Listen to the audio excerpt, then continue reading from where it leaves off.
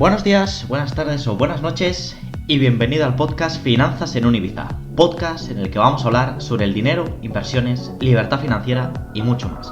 Un pequeño espacio dedicado a las finanzas personales en el que compartiremos ideas y diferentes experiencias acerca de este mundo tan desconocido como apasionante. Así que sin más rodeos, ¡comenzamos!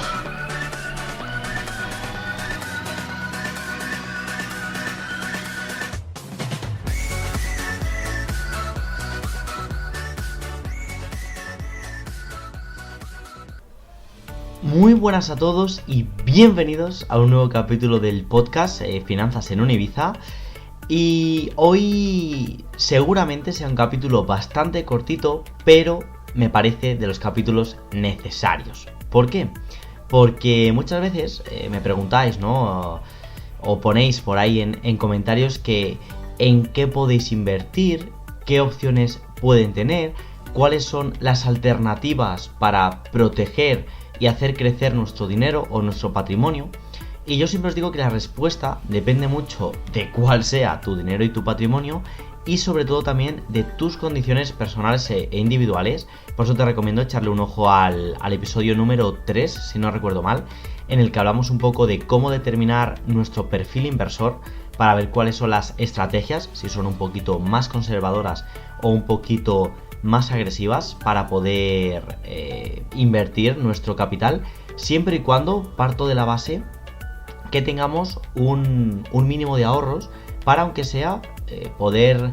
vivir, digamos, sin la necesidad de trabajar durante al menos 6 meses. Es lo que se conoce como el colchón de seguridad y es una pieza fundamental de nuestro puzzle dentro de la educación financiera. Y sin ese mínimo no tiene ningún sentido estar pensando en invertir en criptomonedas, en bolsa, en inmuebles, porque si no tenemos esa base, seguramente nuestro castillo se nos pueda demoler, mejor dicho, bastante pronto.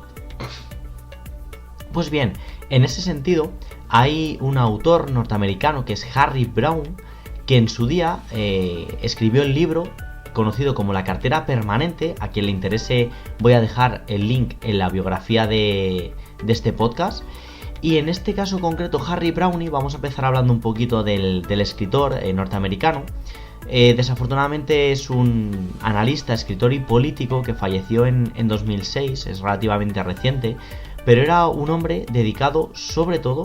a temas, bueno, aparte de la política, él era un neoliberador, digamos, a temas de bolsa, a transmitir sus ideas y su filosofía de inversión en el largo plazo. Y sobre todo, Harry Browne defendía la esencia de poder tener una cartera diversificada y pasiva que pudiera ser tanto resistente a la inflación como a la deflación, a las recesiones o a cualquier momento o periodo histórico por el que se pasase. Lógicamente, como os digo, Harry Browne sobre todo destacó ya a finales del siglo pasado, su estrategia puede estar un poquito desfasada, pero la esencia de su filosofía todavía queda vigente y se apoya sobre todo en esa cartera diversificada. Es importantísimo a la hora de invertir. Nadie sabe cuál va a ser el activo ganador de los próximos 20 años y en ese sentido lo que defendía Harry Browne y muchísima gente que se dedica a invertir y a especular es: no pongas todos tus huevos en la misma cesta y diversifica entre tus diferentes activos para que en una época unos vayan mejor y otros pues sean un poco más defensivos, y en otra época o en otro momento histórico los que sean más defensivos te puedan dar buenos resultados y proteger un poco tu patrimonio. Pues bien, lógicamente una de las críticas más frecuentes que se ha hecho a la cartera permanente de Harry Browne es que es una estrategia muy defensiva, pero vamos a analizarla y vamos a sacar conclusiones en base a lo que este autor dejó en su libro La Cartera Permanente, que como ya os digo, os dejo en el enlace de la descripción de este podcast. Pues bien, Harry Browne, que era una persona bastante sencilla a la hora de invertir, él sostenía que lo ideal para tener esa cartera diversificada era hacer 4 partes dentro del 100% de nuestro capital y dividir un 25% de nuestras inversiones en renta variable, sobre todo en acciones o fondos, el 25% en una parte de renta fija como bonos del Estado, letras del Tesoro o cualquier otro activo de renta fija, otro 25% en commodities o materias primas, en este caso concreto Harry Browne, él destacaba el tema del oro, y yo creo que dentro de las commodities es una de las más interesantes. Y por último, la última parte, ese 25% restante, en liquidez, sobre todo en efectivo, es decir, dinero del que podamos disponer o bien en nuestra cuenta corriente o bien directamente en billetes en nuestra casa para poder hacer una operación siempre y cuando fuera necesario. Pues bien, con esta diversificación, Harry Browne defendía que era una cartera lo suficientemente pasiva para tener que revisarla solamente una vez al año y rebalancear en función de cómo hubiese ido concretamente ese año en los mercados financieros. Por ejemplo, si las acciones habían tenido mucho beneficio y en vez del 25% pasaban a ser un 30% de la cartera, diversificar en algún otro activo que se hubiese podido quedar descompensado dentro de esta cartera, como podría ser el oro, la renta fija o la liquidez. Lógicamente esta es una cartera, como ya os digo, muy conservadora para mucha gente, pero era una cartera que, como defendía Harry Browne, nos podía permitir dormir a pierna suelta todos los días, y como ya sabéis, esa es otra característica fundamental a la hora de valorar una inversión, y es que nos permita estar tranquilos y dormir a pierna suelta.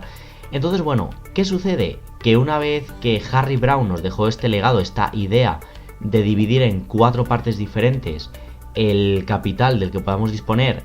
contando a partes iguales con acciones, bonos, oro y efectivo, entre otras cosas que se pudiesen manejar,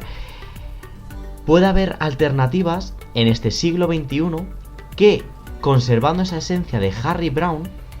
nos permitan tener una cartera un poquito más actualizada. Por ejemplo, si nosotros queremos diversificar nuestra cartera, puede ser una buena opción tener un 40% en acciones, es decir, en renta variable, en una serie de productos que sabemos que van a fluctuar entre un 5 y un 15% al año aproximadamente, un 10% en oro, siempre pues a lo mejor como valor refugio, como activo casi simbólico a la hora de tener, porque bueno, no deja de ser un activo que siempre está presente entre el mundo de los inversores, y por qué no dejar esa pequeña parte, ese 10% en oro, otro 10% en renta fija, en bonos del Estado, porque es una parte que, aunque no nos va a dar tanta rentabilidad como a lo mejor las acciones, va a ser un activo muy defensivo, con el que afortunadamente pues vamos a poder proteger nuestra cartera también cuando la bolsa caiga, y vamos a tener, digamos, siempre a resguardo una pequeña parte que sí nos va a seguir generando una serie de intereses, de rentabilidad. Otro 20% destinado al efectivo, que es fundamental tanto por si nos surge algún tipo de imprevisto, pues bien sea algún problema en casa o algún inconveniente laboral, profesional, familiar. Tener siempre efectivo disponible es fundamental, porque por muy buenos inversores que seamos, nadie está exento de que un percance nos pueda sobrevenir en un momento dado. Y además ese efectivo es muy interesante tenerlo presente para cuando haya épocas en las que a lo mejor el mercado pueda caer, aprovechar esa liquidez de la que podamos disponer y hacer compras, digamos, a precios rebajados, poder comprar diferentes activos a precios rebajados. Y por último, que es un activo con el que no contaba Harry Browne porque en el momento de su fallecimiento no existía, incorporar un 20% de nuestro capital o de nuestra cartera a Bitcoin o a cualquier otro activo de criptomonedas. Yo hablo sobre todo de Bitcoin porque es el más reconocido y lógicamente el que más estabilidad nos puede proporcionar en el medio y en el largo plazo. Y de esta forma, dividiendo un 40% en acciones, un 10% en oro, un 10% en bonos, un 20% en efectivo y un 20% en Bitcoin, conseguiríamos completar el 100% de una cartera bastante conservadora que nos permita dormir a pierna suelta por la noche y más actualizada a nuestra generación, a este siglo XXI, en concreto pues a los nuevos años 20 que nos vienen por delante, y aprovechar esa estrategia que planteaba Harry Browne y darle una vuelta de tuerca. Por último, para terminar el capítulo de hoy, otra alternativa, y sabiendo que diversificar es fundamental dentro de nuestro modelo de inversión o de nuestro portfolio, sería muy interesante, como ya os digo, realmente analizar cuál puede ser el perfil que más convenga, si somos personas un poquito más conservadoras, que nos gusta tener dinero bajo el colchón, invertir un poco más lentamente, o si por el contrario somos personas más agresivas que nos podemos permitir por circunstancias de vida o simplemente por carácter ver mayor volatilidad e incluso generar un poquito más de rentabilidad utilizando otra serie de activos más especulativos.